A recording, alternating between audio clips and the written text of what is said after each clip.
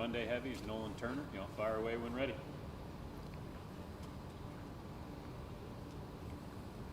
Nolan, for you, this is uncharted territory to be 2-2 at this point in the season. What's been your approach and message to your other teammates to dig deep and get through this tough one?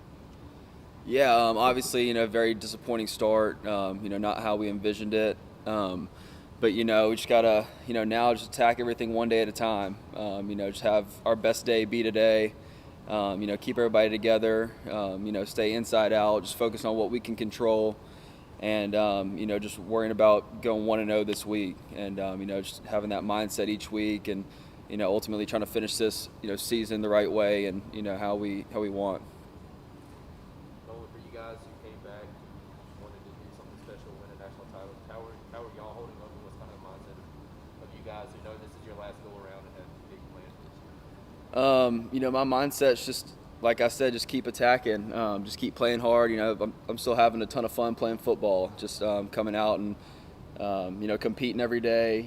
Just having the opportunity to be out here is just just great, and just trying to keep competing, keep working, and just be a light to others, and show how to respond to adversity, and when things don't go your way, how are you going to respond? And it's just kind of our mindset going forward. But it's a different kind of adversity, because Dabo, you talked about it there, how nobody's been 2-2 in here in like 7 years, so nobody knows how to really experience it that's around some of the coaches. Yeah, definitely. I mean, obviously in my 6 years here, we haven't started out like this, and like I said, it's pretty disappointing. But we're not going to let this start define the rest of the season. We're not going to let NC State beat us twice, and by that I mean not let last week follow through into this week. Just put that behind us and just keep working, keep competing, keep getting better, and just keep growing throughout the season and try to be the best team that we can be. What has surprised you the most about this 2-2 start with your team? I don't know about what surprised me. I think I've liked the way I've seen everybody respond. Especially the leaders on this team. It's tough when things don't go your way and things haven't gone like they usually do. But I just like the way everybody's come out here and continued to work. Not blaming others and going back and forth with other guys in the team, but just coming together and growing and challenging each other and just trying to get better. How big is this weekend then to respond, turn the page, and get a win to really help cultivate that mindset going into the open? Yeah, it's huge. Trying to get a win this week. Obviously, regardless if we were 4-0 or 2-2 this week, I mean, the next goal or the most important thing would be to win this week. Nothing would really change with our mindset throughout the week. But obviously, when you have a start like this, you want some try to start building some momentum. And so going into this weekend, trying to gain a little momentum for this team and is big, and try to get this thing rolling again. Nolan, Dabo was saying y'all are going back to camp, he called it, and really focusing on the basics and fundamentals and stuff. What does that look like? What do practices look like? Well, yeah, just going back and honing in on those fundamentals. Getting just getting things right. Back to the little things, just with hand placement, footwork, details within the calls.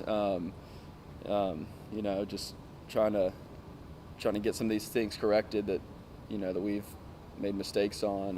Whether it's just maybe it's just one guy in one play, but just making sure everybody's coming together, all 11 as a cohesive unit.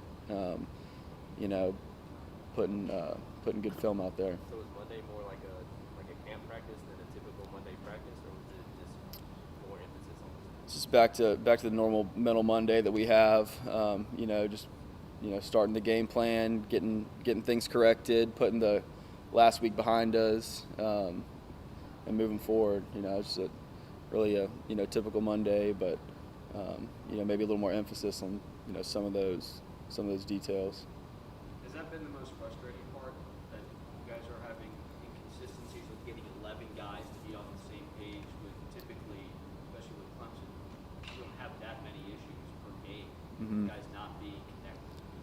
Yeah, it's. I think the most frustrating part is,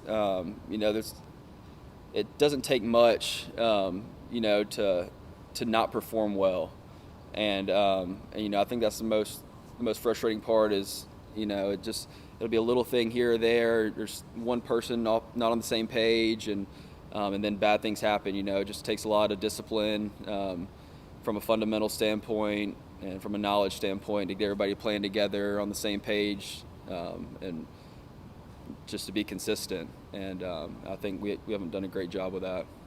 Have you sensed that maybe some guys are just trying to do maybe too much, given where the games are and like how close they are? And maybe one guy just kind of forgets what he's supposed to be doing because he sees something else, maybe tries to take advantage of that in that moment. I don't know. It's hard to speak for other people whether how they're doing, but I just try to control what I can control and just be my do my part within the play, and try to help others throughout the game. And it's difficult when things aren't going the right way to really figure everything out during the game, but just trying to get better and help everybody out.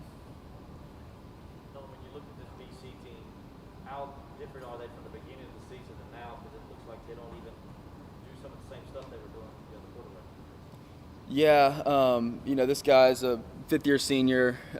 We played him a couple years ago when their other quarterback got hurt in 2018. He's runs the system well. He's a good athletic kid. Got a good arm. I hate it for their starter who got hurt. He's a great player. You hate to see anybody go out for a whole season. But yeah, this kid can play. They put up 41 points on Missouri last week. Moved the ball well. He does a good job within the system, within the scheme of just kind of taking control, and it's gonna be a good challenge for us. Does it seem like they lean more on the run now than they did earlier in the year? I think it varies game plan to game plan, depending on how teams are going to play them. But they definitely, will get in some bigger personnels and try to run the ball. They're definitely a run-first team with, some deeper play-action shots, some cross-country routes, trying to spread everybody out, get everybody sucked in, and then attack you on the deep end. But, they definitely want to run the ball. I guess Brian Brzee, obviously losing him for the year. How difficult of a loss was that to swallow? Yeah, I just hate it for Brian. Such a competitor, good friend. You just hate, like I said, you hate to see anybody go out with a season-ending injury, and especially a player like him. Man, he's such a big contributor.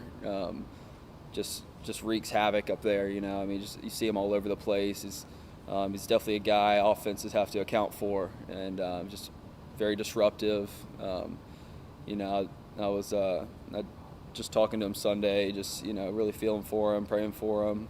Just tough, but he's going to bounce back. His comeback is going to be incredible. He's got a lot of football left ahead of him, and got a really bright future. So I'm just excited to see him recover from this and get back on the field. Talk about how disruptive he is. Does everybody else kind of feel like they have to step their game up a notch?